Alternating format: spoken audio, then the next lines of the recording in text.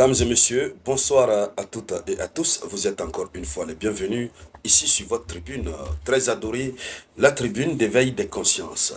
Alors, l'État hébreu est en train d'être affaibli de jour au jour.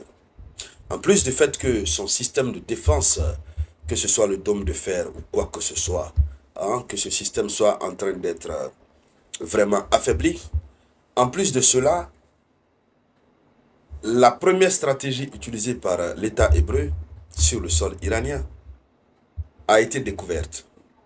Sa première méthode.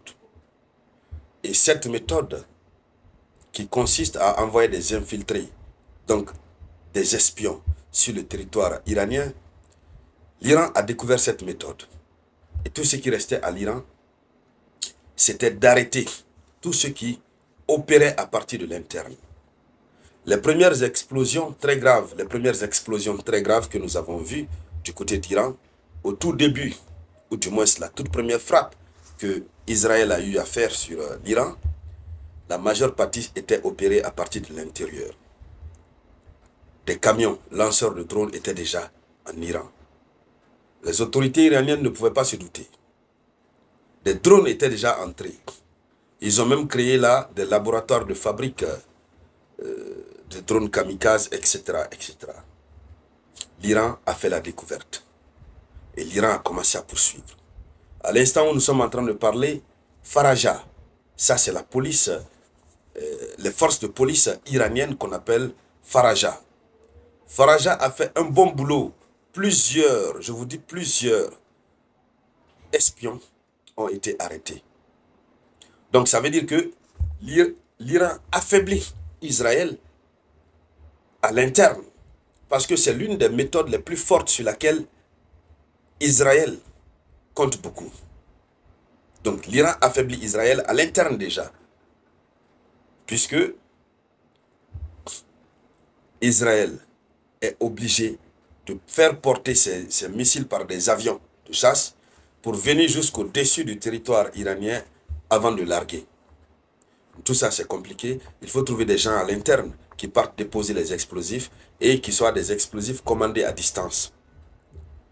Et ce sont ces personnes-là sur lesquelles Israël compte que l'Iran est en train de mettre main ou a presque mis main sur la quasi-totalité. Alors, c'est de cela que nous parlons dans le cadre de cette vidéoconférence. Mais avant de continuer, je vous demande humblement de mettre suffisamment le geste qui motive. Mettez beaucoup de likes. Laissez toujours un avis en commentaire. Voilà. Si vous n'avez pas un avis spécifique, mettez en commentaire « Salut le samouraï ». Alors, allons-y dans les profondeurs. Dames et messieurs, allons-y pour voir de quoi il s'agit. Selon l'information officielle, les autorités iraniennes ont révélé, et hier mercredi, l'arrestation de plusieurs individus soupçonnés d'activités d'espionnage et de sabotage sur le territoire national iranien en lien avec les services de renseignement israéliens. Alors, des drones et matériels ont été saisis près de Téhéran. Des agents affiliés à Israël déployant des micro-drones dans des zones désertiques. Donc ces agents sont là, ils déploient des micro-drones dans des zones désertiques. Et les zones désertiques qui entourent la capitale Téhéran, ils ont déployé évidemment ces drones dans ces lieux. Alors, mais ils ont été malheureusement arrêtés. Selon Faraja, la police, donc les forces de sécurité ont mis main sur du matériel de contrôle à distance, des explosifs, plusieurs drones, donc empêchant ainsi une potentielle opération de sabotage. On en avait parlé la dernière fois, mais cette fois-ci, c'est un autre niveau. Alors, des suspects ont été interpellés à la frontière turkmène, à Ashkananen,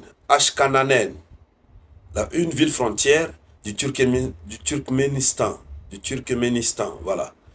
Donc, un individu a été arrêté par la police du renseignement de la province du Khorasan du Nord. Il est également accusé d'avoir pris des photographies d'infrastructures sensibles, notamment un silo à blé, une usine de farine et d'autres sites stratégiques. Donc, Israël est en train d'être affaibli, puisque c'est sur cette stratégie que Israël comptait beaucoup.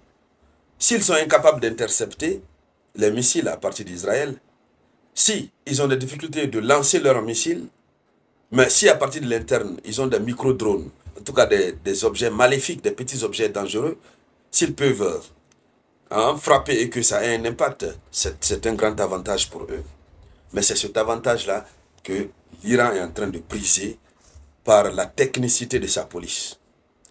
Donc il y a eu aussi la saisie d'un important arsenal à l'ouest de Téhéran.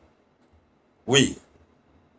Et dans une autre opération menée à l'ouest de la capitale, la police de Téhéran a intercepté une camionnette transportant un grand nombre de micro-drones de type kamikaze. Donc le camion a été intercepté. Le conducteur est présenté comme un agent du Mossad. Il a été arrêté sur place. Alors voici des actions qui s'inscrivent dans un contexte de tension régionale accrue, alors que Téhéran affirme multiplier ses efforts pour contrer les opérations clandestines menées sur son sol par des services de renseignement. Donc, l'Iran est en train de se battre fermement. L'Iran est en train de se battre. Mais de l'autre côté, Israël est en train d'être vraiment affaibli. C'est pourquoi la nécessité de l'intervention étrangère, si l'Amérique n'intervient pas, c'est gâté pour Israël. Maintenant, à l'instant où je suis en train de parler, il est exactement 14h10 GMT. On nous dit que tout est prêt. Mais Donald Trump hésite encore de se décider. Il hésite.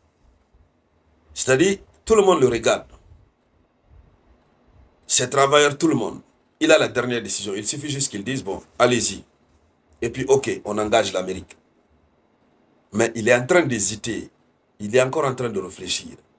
Oui. Mais il a vraiment envie de démarrer l'opération, de rentrer en guerre. Mais il y a un autre cœur qui lui dit que les conséquences seront très désastreuses pour l'Amérique. Donc il est en train d'hésiter jusque maintenant où nous sommes en train de parler. Et aura-t-il le courage?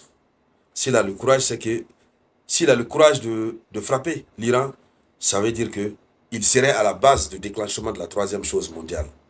Ça, c'est sans embâche, sans ambiguïté.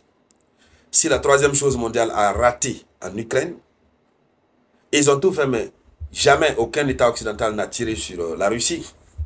Si ça a raté, cette fois-ci en Iran, ça aura lieu. S'ils autorisent. Parce que les alliés de l'Iran vont entrer dans la danse. Alors, mesdames, mesdemoiselles et messieurs, c'était ça la une de l'actualité.